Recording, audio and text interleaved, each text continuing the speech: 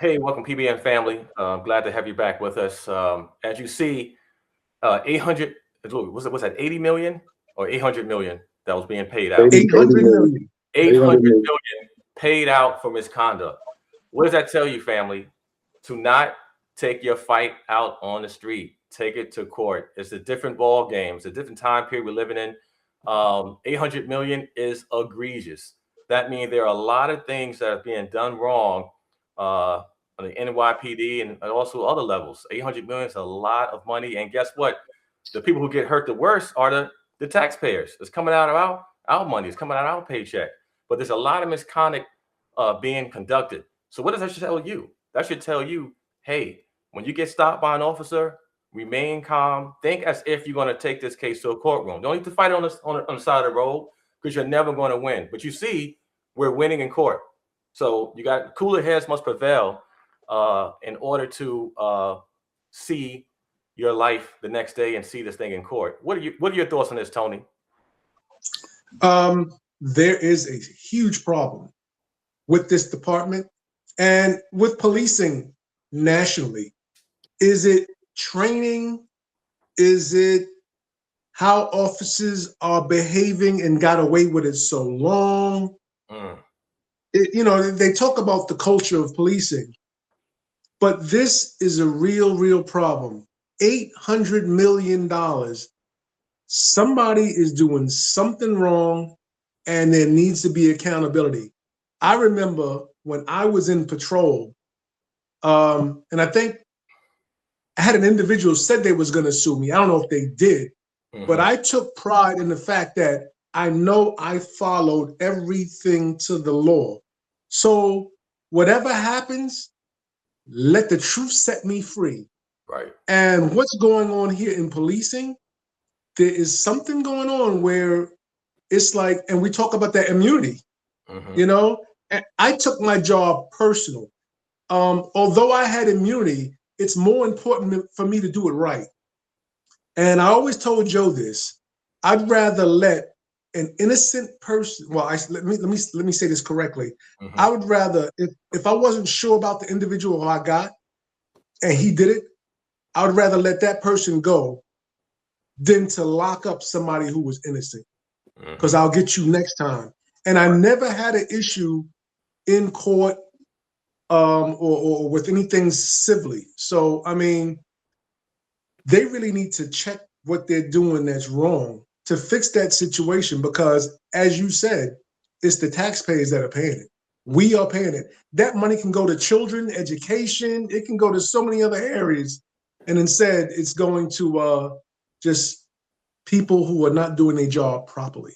That's crazy. Imagine, guys, Ted, if we had 800 million to the program we're talking about starting here in Atlanta, here in DeKalb. Imagine someone just gave you 800 million and said, Ted, have at it. What are your thoughts, sir? What are your thoughts on this whole thing? And when I ran for sheriff the first time, I told the CEO for DeKalb County, just give me 10% of what it costs to run the jail, and I promise you we can make a difference. It costs $100 million to run the DeKalb County jail. Give me $10 million, and I promise you we can make a difference in these communities and with these young people in particular. Whether we like it or not, we first have to accept the fact that the video age is hit. This is a new mode of candid camera. It's candid cop camera now. Right. And unfortunately, it's showing a lot more than we need to be shown. Like I've said before on this program, take some acting classes. Learn how to play to the camera up to a point. When your life is in jeopardy, it's a whole different world. Right. But you got to make sure that you're covering all your bases. And we got to practice this. It's no different than going through training. When you go through training, you reenact things. You can take a situation and you reenact it to show what happened, what was done wrong, what was done right, and how we can prevent this from happening again. That's part of it. The other part, unfortunately, is cities and counties are more apt to settle cases than they are to go to court. Right. They'll find any way they can to settle a case instead of going to court. And that's what happens most of the time. They just go on and sell it. Now, with the video, it only makes it worse. The other thing, and I'm going to say this, and I don't mean no harm, no foul to anybody, we've relaxed our standards. And because we've relaxed our standards, we're getting people who aren't quite ready to handle this kind of responsibility. when you lower your standards, you lower your educational standards, you lower your background check standards, you're asking for trouble, and it's gonna come your way. I mean, I think it was a few years ago, maybe 10 years ago, when they had those Miami cops. They had to arrest a bunch of them and fire a bunch of them because they found out that they had gang stuff in their history, and they didn't do a good background check on them. So they had cops running dope and running gangs, and it blew up in their face. So what we got to do now is we got to be conscious about who we bring on the job. And I'm saying this, and I've said this to the police chief here in DeKalb.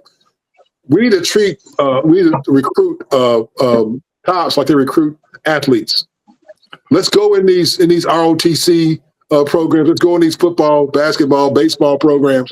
Let's identify some young people who have discipline, who aren't necessarily going to go to college, but they've got the discipline. And realistically, like here in DeKalb County, we can offer them tuition reimbursement, so that when they finish their college degree, they got no debt. You hear me? No debt. When you can walk out of college with a college degree and no debt, and go out here and be one of DeKalb County's finest, and after 4, 5, or 6 years, you decide you don't want to be there anymore. You got your college degree, go do something else.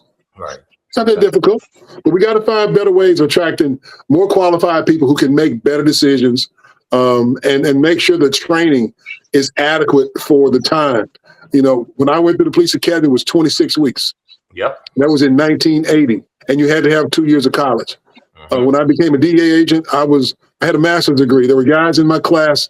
There were probably 8 to 10 folk with master's degrees, and 2 or 3 guys with law degrees that were becoming DEA agents. So, we got to find a way to continue to attract the best and the brightest, and that will help us with these doggone lawsuits, because the fallacy of all this is you're paying this money on the back end.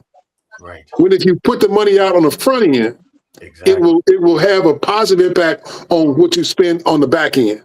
Right. So, we got to make investments, and we got to make those investments in a way that benefits the community and the people who decide to come and take this job.